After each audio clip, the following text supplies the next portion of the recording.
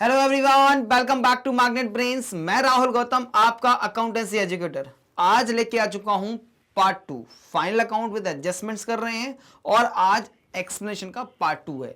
जिन्होंने पार्ट 1 नहीं देखा है, यानी कि प्रीवियस वीडियो नहीं देखा है, वो पहले प्रीवियस वीडियो चेक करेंगे, उसके बाद इस वीडियो को देखने वाले हैं। मैग्नेट ब्रेन्स में मिलता है आपको 100% complete free education quality content के साथ। आप हमारे नोट्स को डाउनलोड कर सकते हैं, इनकी लिंक जो है वो डिस्क्रिप्शन बॉक्स में अवेलेबल होती है। मेरे सारे रिकॉर्डेड लेक्चर्स आपको प्लेलिस्ट के माध्यम से डिस्क्रिप्शन बॉक्स में मिल जाएंगे, राइट। तो हम एडजस्टमेंट की बात कर रहे थे कि सर जो फाइनल अकाउंट्स होते हैं, जब हम बना रहे होते हैं तो कुछ ऐसे अनरिकॉर्डेड ट्रांजेक्शंस होते हैं, अनअकाउंटेड ट्रांजेक्शन होते हैं, उनको हमें एडजस्ट करना पड़ता है, राइट। तो 5 जो आइटम्स थे वो हमने प्रीवियस वीडियो में देखे थे। आज स्टार्ट करेंगे नंबर 6 से, और नंबर 6 में हमारे पास आज का पहला आइटम आता है डेप्रिसिएशन। क्या होता है depreciation? Sir, over the period of time हमारी जो एसेट्स होती हैं उनकी वैल्यू कम होती है due to normal wear and tear, due to passage of time and due to expected obsolescence. इनके कारण हमारी एसेट्स की वैल्यू कम हो रही है, उसको हमें बुक्स ऑफ अकाउंट्स में रिकॉर्ड करना चाहिए। यह हुआ पहला लॉजिक फॉर चार्जिंग डेप्रिसिएशन। दूसरा, जो एसेट होती है सर, उसकी कॉस्ट को हमने बैलेंस शीट में एसेट बना के रखा है, लेकिन उसकी कॉस्ट को, क्योंकि एक समय के बाद उसकी वैल्यू खत्म हो जाएगी, उसको धीरे धीरे करके हम ईयर ऑन ईयर बेसिस पे अपने प्रॉफिट एंड लॉस अकाउंट में एसेट्स की कॉस्ट को चार्ज करते हैं ऑन प्रोपोर्शनेट बेसिस। जितना इस्तेमाल किया उतना हम उसको प्रॉफिट एंड लॉस में ट्रांसफर करते जाते हैं। तो ईयर एंड पे हमें अगर ट्रायल बैलेंस में डेप्रिसिएशन नहीं गिवन है, इसका मतलब है कि एसेट्स पे डेप्रिसिएशन चार्ज नहीं हुआ है। तो नीचे एडजस्टमेंट्स में गिवन होगा कि डेप्रिसिएशन का रेट ये रहा, तो आपको कर देना है डेप्रिसिएशन चार्ज। और डेप्रिसिएशन चार्ज करने के लिए क्या एंट्री पास करोगे? Sir, depreciation account debit to respective assets individually कर दोगे, राइट। एसेट्स की वैल्यू कम कर दी, इसलिए उसने आपने क्रेडिट किया। फिर इस डेप्रिसिएशन को ट्रांसफर करोगे to the profit and loss account. तो एंट्री पास करते हो profit and loss account debit to depreciation, right. ऐसे करते हैं हम। तो डायरेक्टली एडजस्टमेंट देने के लिए क्या करना पड़ेगा? डेप्रिसिएशन को प्रॉफिट एंड लॉस में लेके चले जाना डेबिट साइड, और एसेट्स की वैल्यू से कम कर देना। एक और मेथड होती है डेप्रिसिएशन चार्ज करने की। क्या होती है सर? ये तो मैं नेट एसेट मेथड बताया। दूसरी होती है gross asset method. Gross asset method में क्या करते हैं सर? एक्यूमुलेटेड डेप्रिसिएशन अकाउंट या प्रोविजन फॉर डेप्रिसिएशन अकाउंट हम बनाते हैं। उस केस में जर्नल एंट्री आप पास करते हैं depreciation account debit to provision for depreciation या एक्यूमुलेटेड डेप अकाउंट में ट्रांसफर करते हैं। फिर प्रॉफिट एंड लॉस में ट्रांसफर कर देंगे डेप्रिसिएशन को, और एक्यूमुलेटेड डेप चला जाएगा आपका बैलेंस शीट में, या तो एसेट्स में से माइनस करके दिखा देना या लायबिलिटी साइड रिकॉर्ड कर लेते हैं, राइट। यहां पे एसेट्स की वैल्यू कम नहीं करते हैं। क्लियर बात है जी? चलो पढ़ते हैं क्या लिखा हुआ है। Depreciation is allocation of cost of fixed assets in a systematic manner over it's estimated useful life. The book value of fixed assets reduces year after year. हर साल कम होती है। Because of depreciation being charged, fixed assets are used for earning revenue. Therefore, decrease in their value is an expense incurred and like other expenses. It is transferred to profit and loss account to determine the correct profit or loss for the year. Depreciation is not recognized on day-to-day basis, but it is charged at the end of an accounting year or period at the given rate for the period asset is used in the accounting year. यानी कि अगर वो जो assets की बात कर रहे हैं, पर्टिकुलरली कोई एसेट्स आपने ड्यूरिंग द ईयर में परचेस किया है, तो उसको 2 महीने इस्तेमाल किया, तो डेप्रिसिएशन प्रोपोर्शनेट चार्ज करते हैं। ये हमने ऑलरेडी कहां पे पढ़ा हुआ है? डेप्रिसिएशन के चैप्टर में हमने इसको कंप्लीट किया था, राइट। चलो, ये कंप्लीट किया था ना। उसके बाद अकाउंटिंग एंट्रीज क्या है? Depreciation account debit to assets और profit and loss account debit to depreciation transfer करने की एंट्री बन गई सेकंड वन। और अगर आपने क्या किया है, प्रोविजन फॉर डेप्रिसिएशन अकाउंट बना है, तो एंट्री क्या बनेगी? Depreciation account debit to provision for depreciation account, right. Clear बात है जी? यहां पे एसेट्स में कर रहे हैं और यहां पे प्रोविजन फॉर डेप्रिसिएशन कर रहे हैं। बाकी एंट्रीज हमारी सेम होती हैं। ये नेट एसेट मेथड कहलाती है और ये ग्रॉस एसेट मेथड कहलाती है। इसके बारे में डिटेल डिस्कशन डेप्रिसिएशन चैप्टर में किया गया था। चलो चलो, अब आता है next item, that is bad debts. तो पहले डेट क्या होते हैं सर? जिन कस्टमर्स को हमने अपना गुड्स जो है वो क्रेडिट पे सेल्स किया, यानी कि उधार में माल बेचते हैं, तो वो बन जाते हैं हमारे डेटर्स, जिनसे हमें पैसे लेने हैं। डेटर्स यानी कि amount receivable for sale of goods and services. अब डेटर जो हैं, आपने 100 लोगों को माल बेचा, उम्मीद ये है कि उस 100 में से 5 लोग आपके पैसे ना दें। ये एस्टिमेशन है, हमें एग्जैक्ट पता नहीं है। जब वो नहीं देंगे, मान लो हमने 5 एस्टिमेट किया, 4 ने नहीं दिया, तो ये 4 क्या बन गए मेरे? Bad debts. डेट जो है वो बैड हो गए। अब मेरी एसेट्स कम हो जाती है और मेरा लॉस बढ़ जाएगा। लॉस को डाइवर्ट करना होता है, इसलिए एंट्री क्या बनेगी? Bad debts account divert to debtors personal account. उसका जो भी नाम रहेगा उसको हम कम कर देंगे। बैड डेट्स रिकॉर्डेड, खर्चा है, लॉस है, ईयर एंड पे पता चल जाएगा। Sometimes debtors are unable to pay the due amount either partially or fully. The amount that is not receivable is loss and is termed or called bad debt. Following entry is passed when a debt becomes bad. जब वो bad हो जाएगा तो entry पास कर लेंगे। आपको क्या कर देना है? प्रॉफिट एंड लॉस में बैड डेट्स रिकॉर्ड कर देना और डेटर से उतना वैल्यू कम कर देना है फाइनल अकाउंट्स को प्रिपेयर करते समय, राइट? चलो, as an effect of this entry the debtors account is closed and bad debt account is opened, which is transferred, diverted at the end of the year to profit and loss account. Is being a nominal account, the entry is profit and loss account diverted to bad debts. Bad debts को close कर दिया, कहाँ पर transfer कर दिया? Profit and loss में। और जो डेट में तो ऑलरेडी हमने उसको डेटर्स में से कम कर दिया था। Accounting treatment of bad debts, its accounting treatment depends on the fact whether the bad debts are given in the trial balance or as an adjustment outside the trial balance as an additional information. जब additional होगा तो हम उसको minus plus करेंगे, और जब already recorded होगा trial balance में तो हमें कुछ भी अकाउंटिंग ट्रीटमेंट करने की आवश्यकता नहीं है। ऑटोमेटिकली बैड डेट जो है वो प्रॉफिट एंड लॉस अकाउंट में चला जाता है। अब कई बार क्या होता है कि डेटर ने पैसा नहीं दिया, हमने तो उसको बैड डेट्स रिकॉर्ड कर दिया। अब उसके बाद क्या हो सकता है? उसकी रिकवरी भी हो सकती है। भाई ठीक है, कोई डेटर था, कोई कस्टमर था, उसके पास समय के साथ सिचुएशन के हिसाब से उस टाइम पैसा नहीं दे पाया, हमने प्रेशर बनाया, उसने मना कर दिया नहीं दे पाऊंगा, लेकिन बाद में उसके पास पैसे आ गए, बोलता नहीं साहब मैं आपका पैसा नहीं खा के जाऊंगा, मैं आपका पैसा वापस करूंगा। तो हमारे बैड डेट्स की रिकवरी हो गई। अब बैड डेट्स गुड डेट्स हो गए तो पैसा आएगा। तो एंट्री क्या बना लो? कैश और bank account debit to bad debts recovered, और बैड डेट्स रिकवर्ड को ट्रांसफर कर दो प्रॉफिट एंड लॉस अकाउंट में। बात समझ में आ गई? तो बेसिकली आपने जब उसको लॉस बुक किया था, अभी क्या कर लो? उसको इनकम बुक कर लो। Accounting year may be different in this scenario कि 15-16 का जो बैड डेट्स है वो आपको 22-23 में रिकवरी दे रहा है, तो accounting year may be different. Loss booking का अकाउंटिंग ईयर अलग था, इनकम बुकिंग का अकाउंटिंग ईयर अलग हो सकता है। ये मैचिंग कॉन्सेप्ट का एक्सेप्शन है, right? It may happen that amount written off as bad debts is recovered fully और partially. In that case, the amount is not credited to the debtors account, but it is credited to the bad debts recovered account because the amount recovered had been earlier written off as loss. Thus, amount recovered is a gain and is credited to profit and loss account. The entries are given. Clear बात है जी? Bad debts को transfer कर देना profit and loss account में। अब again treatment कैसे depend करेगा कि वो एडजस्टमेंट में है कि ट्रायल बैलेंस में है। अगर वो एडजस्टमेंट में है तो क्या करोगे?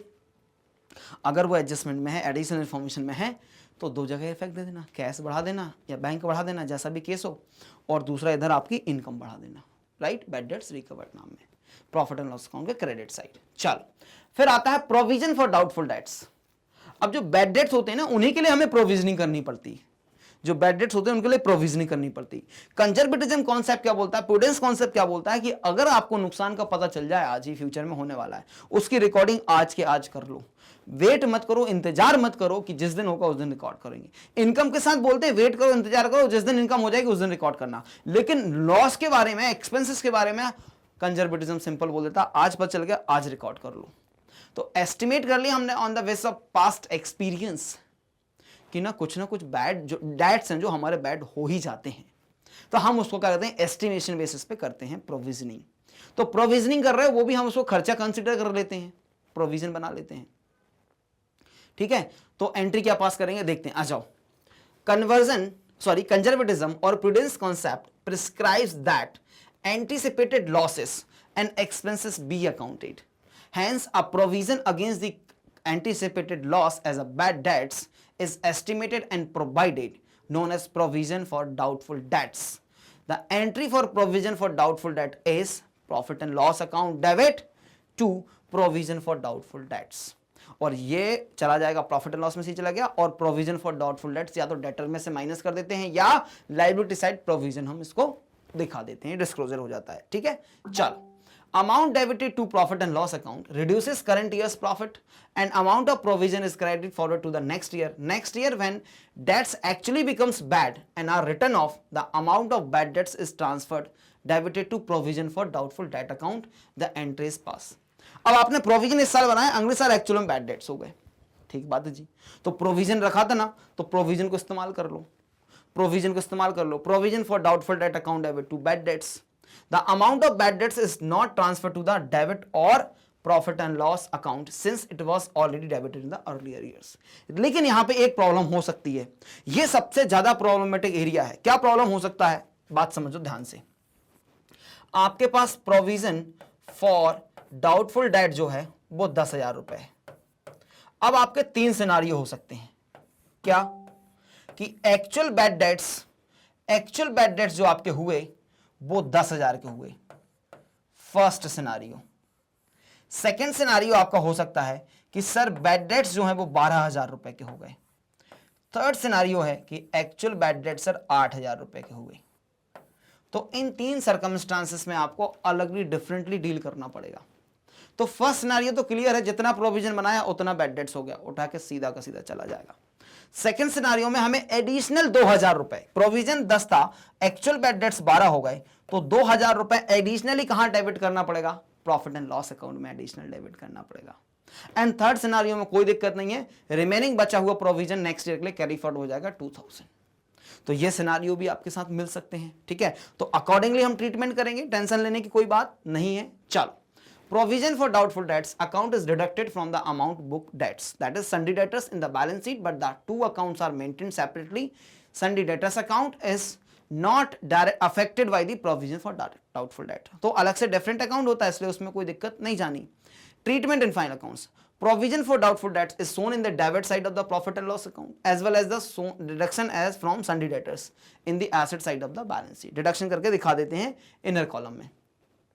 डिफरेंस क्या भैया बैड डेट्स और डाउटफुल डेट्स में, ये बहुत कंफ्यूज करेगा, बहुत ही ज्यादा कंफ्यूज करेगा, इसलिए देखो टेबल डाल के लेके आया हूं। क्या कि बैड डेट्स क्या है और डाउटफुल डेट्स क्या है, बैड डेट्स क्या है और डाउटफुल डेट्स क्या है, समझना पड़ेगा। Nature, the debts which can not be realised are known as bad dates.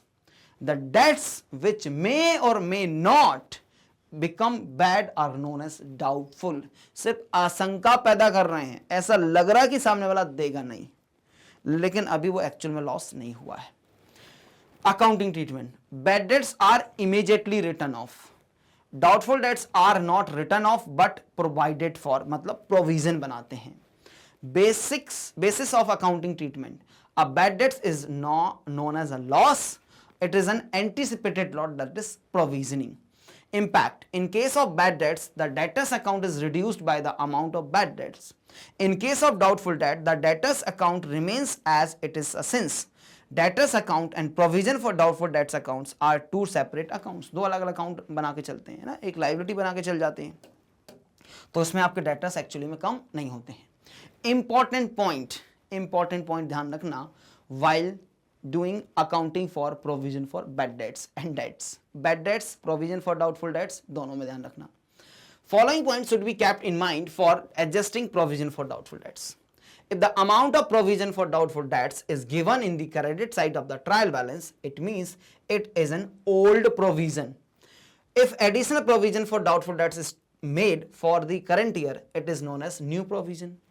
Bad debts given outside the trial balance as adjustments and known as further bad debts, तो उसको minus कर देंगे accordingly. फिर क्या है, further bad debts if any are first deducted from the sundry debtors, then percentage given is applied to the balance amount of sundry debtors for calculating new provision for doubtful debts. Further bad debts and provision for doubtful debts new are deducted from the sundry debtors in the asset side of the balance sheet. Provision for doubtful debts is made only on doubtful debts. Provision for doubtful debts is only made only on doubtful debts and not on the bad debts or on a good debts. Clear बात है जी। तो ये अगर आपको याद रखना important points हैं while doing accounting for provision for doubtful debts. Next item आता है हमारा provision for discount on debtors. A provision for discount on debtors means amount set aside to allow discount on debtors. Further debtors discount मान सकता है. It is different from provision for doubtful debt. Doubtful debt में तो आशंका है कि पैसे ही नहीं आएगा.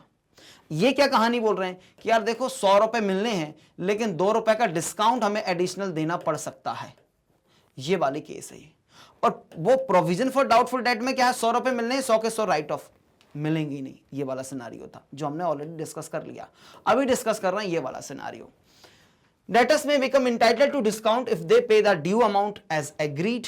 है ना, ऐसा होता है ना कि मान लो हमने क्या किया था, माल बेचा था 25 मार्च को, 25 मार्च 23 को, और हमने बोला था 1 महीने के अंदर अगर पेमेंट कर दोगे तो हम एडिशनल आपको 5% डिस्काउंट दे देंगे. ठीक, आप बैलेंस शीट कब क्लोज कर रहे हो, 31 मार्च. तो भैया इसकी गारंटी है ना कि ये आपको 25 अप्रैल के पहले पेमेंट कर दे तो आपको एडिशनली 5% डिस्काउंट देना पड़ेगा. इसकी प्रोविजनिंग की बात हम यहां पे कर रहे हैं. राइट, बात समझ में आई. Provision for discount on debtors means amount set aside to allow discount on debtors. Debtors may become entitled to discount if they pay the due amount as agreed. The payment may be received in next year. Therefore, the discount should also be allowed only in the next year.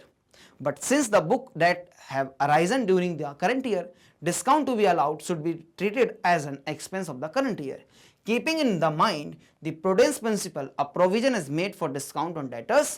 Calculation of provision for discount on debtors depends on the past experience कि कितना discount देना पड़ता है, कितने लोग time पे payment करते हैं. अगेन ये एस्टिमेशन बेसिस पे होगा क्योंकि प्रोविजनिंग है.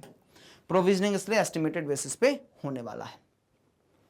Provision for discount on debtors is calculated on the debtors that is are left after deducting for the debts. Bad debts given as adjustments and provision for doubtful debts required to be made at the end of year. साल के अंत में करना है, हर बार हर महीने ये practice करने की आवश्यकता नहीं है. The 10th point of the day is manager's commission. अब मैनेजर कमीशन में समस्या नहीं है. मैनेजर कमीशन उठा के दे दो. तो कमीशन क्या है, एक्सपेंस है. एक्सपेंस है, प्रॉफिट एंड लॉस अकाउंट में बुक कर देना. प्रॉफिट एंड लॉस अकाउंट में सर बुक कर देंगे, दिक्कत नहीं है. दूसरा क्या करेंगे, नहीं पेमेंट हुआ तो आउटस्टैंडिंग लायबिलिटी बना लोगे. ठीक है, और लायबिलिटी साइड डिस्क्लोज हो जाएगा और इधर प्रॉफिट एंड लॉस अकाउंट में एक्सपेंस बढ़ जाएगा. लेकिन इसमें सबसे इंपॉर्टेंट पार्ट होता है कि इसको कैसे कैलकुलेट करना है, क्योंकि 2 तरह की लैंग्वेज आती है. एक बिफोर चार्जिंग सच कमीशन, एक आती है आफ्टर चार्जिंग सच कमीशन. आ जाओ, दोनों केस में देखते हैं. Manager of the firm may be entitled to a commission which is usually calculated as a fixed percentage of profit. Manager is an employee of the firm and thus commission paid to him is like a salary. Commission as a percentage of the profit may be payable before charging such commission or after charging such commission. Calculation कैसे करना वो देखो, important बात. Manager's commission payable on profit before charging the commission. Simple जो आपका formula होगा commission का वो अप्लाई कर देना. क्या फॉर्मूला होगा, profit before charging such commission multiply कर लो परसेंटेज ऑफ कमीशन अपॉन कर लो 100. वैसे ही निकालते हैं, किसी भी चीज का परसेंटेज निकालना होता है तो यही फॉर्मूला यूज करते हैं. ये तो सिंपल है. आफ्टर चार्जिंग सच कमीशन में देखना बेटा क्या दिक्कत होती है. फॉर्मूला देखो क्या वो लिख रहे हैं हम, profit before charging commission into percentage of commission divided by 100. बस नीचे क्या कर देना, प्लस परसेंटेज ऑफ कमीशन. तो क्या मिल जाएगा आपको, managers commission payable on profit remaining after charging the commission. After charging commission वाले केस में आपको 100 प्लस रेट ऑफ कमीशन करना है. ये इंपॉर्टेंट बात जो है वो याद रखो. क्लियर हूं मैं, जल्दी बोलो, क्लियर होना, एकदम क्लियर सर. चलिए, तो इसके बाद एंट्री क्या पास करोगे, manager's commission account debit to manager's commission payable और आउटस्टैंडिंग मैनेजर्स कमीशन. फिर मैनेजर कमीशन को ट्रांसफर कर देना प्रॉफिट एंड लॉस अकाउंट में. तो एंट्री क्या बनेगी, profit and loss account debit to manager's commission. Simple, entry pass हो जाएगी. चलो, इंप्लाइड एडजस्टमेंट. इंप्लाइड एडजस्टमेंट अब बोला नहीं जाएगा एडजस्टमेंट के लिए, आपको पता लगाना पड़ेगा कि एडजस्टमेंट करना है कि नहीं करना. आ जाओ देखते हैं क्या होता है ये implied adjustment. There are situations where adjustments may have to be made although they are not given in the adjustments. ये कैसी बात हो गई सर, बोला भी नहीं है फिर भी करना है. बिल्कुल साहब, they are known as implied adjustments. बोला भी नहीं है फिर भी करना है, इम्प्लाइड एडजस्टमेंट्स। क्या बात समझ में आई? आपकी क्लास में टीचर जब एंट्री करता है तो आप स्टैंड अप हो जाते हो ना, बोला जाता है टीचर को कि बेटा खड़े हो जाओ, गुड मॉर्निंग विश करो मुझे, बोलते हैं क्या ऐसा टीचर? नहीं बोलते, लेकिन फिर भी आप करते हो ना, इम्प्लाइड एडजस्टमेंट है सर। बिना बोले करना है, हमें बोलने की रास्ता नहीं देखना है। हाँ, पढ़ने के लिए टीचर बोलेगा, क्वेश्चन करने के लिए टीचर बोलेगा, टॉपिक निकाल लो, कॉपी निकाल लो, बुक निकाल लो, ये सब आपसे टीचर पूछ सकता है, बोल सकता है करने के लिए। लेकिन when he is entering in the class, तो out of respect, out of your love affection towards your teacher, आप स्टैंड अप होते हैं और उनको गुड मॉर्निंग या good afternoon, whatever the scenario, आप ग्रीट करती हैं उनको, राइट?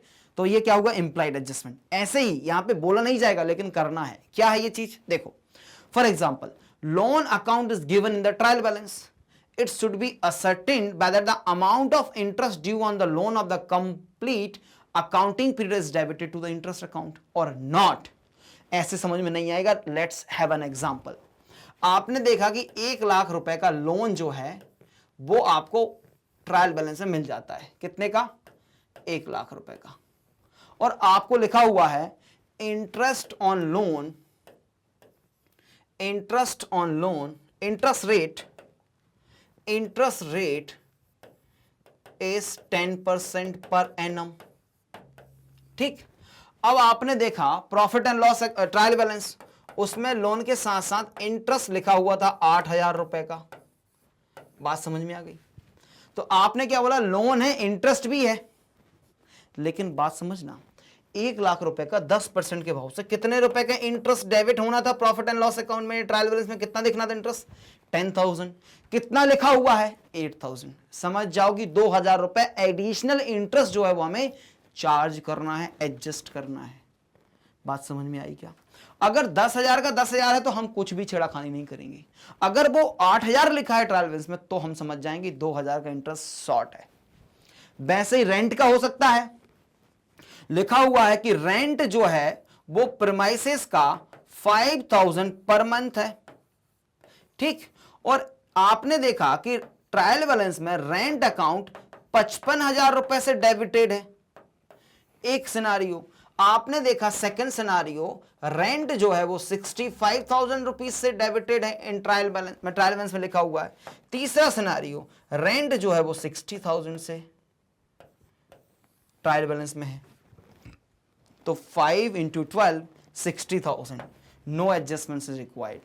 5 × 12 60,000, ट्रायल बैलेंस में कितना गिवन है? 55,000, मतलब 5,000 रुपए का रेंट अभी कम है। 65,000 रेंट, एक रेंट ज्यादा आ रहा है एक महीने का, एडवांस रेंट हो सकता है, एडजस्टमेंट इज रिक्वायर्ड। नहीं बोला जाएगा क्वेश्चन में कि एडजस्ट करो। इट इज योर ब्रिलियंस कि कैसे पता लगाओगे। ठीक बात है, चलो पढ़ो अब। It should be ascertained whether the amount of interest due on the loan for the complete accounting period is debited to interest account or not. It is ascertained by calculating the amount of interest due as per the given rate of interest from the date on which it was taken. It is compared with the amounts of interest given in the trial balance. If the amount of interest given in the trial balance, that is interest paid, is less than the amount of interest due as calculated, the difference is taken as outstanding interest or interest payable. Accordingly, इसका हमें adjustment करना पड़ेगा। ध्यान रखना बेटा, implied adjustment सब कर लोगे लेकिन इम्प्लाइड एडजस्टमेंट भूल जाओगे। सब कर लोगे लेकिन इम्प्लाइड एडजस्टमेंट भूलने की संभावना है। क्लियर बात है जी? तो ये हमारा आज का वीडियो था जिसमें हमने कुछ एडजस्टमेंट्स के बारे में चर्चा की है। एक और वीडियो लेके आऊंगा पार्ट 3 जिसमें 5 एडजस्टमेंट्स और बचे हुए हैं, उनकी बात करेंगे। उसके बाद सीधा स्टार्ट कर देंगे हम क्वेश्चन आंसर्स। राइट, ये सेशन एकदम क्लियर है। प्रीवियस वीडियो नहीं देखा तो जरूर चेक करके आना। मेरे सारे लेक्चर्स, रिकॉर्डेड लेक्चर्स आपको प्लेलिस्ट में मिल जाते हैं। प्लेलिस्ट की लिंक जो है वो डिस्क्रिप्शन बॉक्स में अवेलेबल होती है। मैग्नेट ब्रेन्स एक मात्र सा प्लेटफॉर्म है जो आपको देता है 100% complete free education for CBSE, English medium, Hindi medium और स्टेट बोर्ड्स। स्टेट बोर्ड्स में आपको मिलते हैं यूपी बोर्ड, बिहार बोर्ड और MP बोर्ड। इसके अलावा आप स्पोकन इंग्लिश, CUT, NTSC और ओलंपियाड के वीडियोस भी मैग्नेट ब्रेन्स पर निःशुल्क देख सकते हैं। KG से लाके क्लास 12 तक के लिए वीडियोस होते हैं। स्ट्रक्चर्ड कोर्सेस हम आपको प्रोवाइड करते हैं। क्लियर बात है जी। आपको अगर नोट्स डाउनलोड करने हैं हमारे, तो उसकी लिंक जो है, ई नोट्स और ई बुक की लिंक जो है वो डिस्क्रिप्शन बॉक्स में आपको मिल जाती है, जाके आप नोट्स को डाउनलोड कर सकते हैं। वीडियो अच्छा लगे तो लाइक और शेयर कर दो, चैनल को कर लीजिए सब्सक्राइब।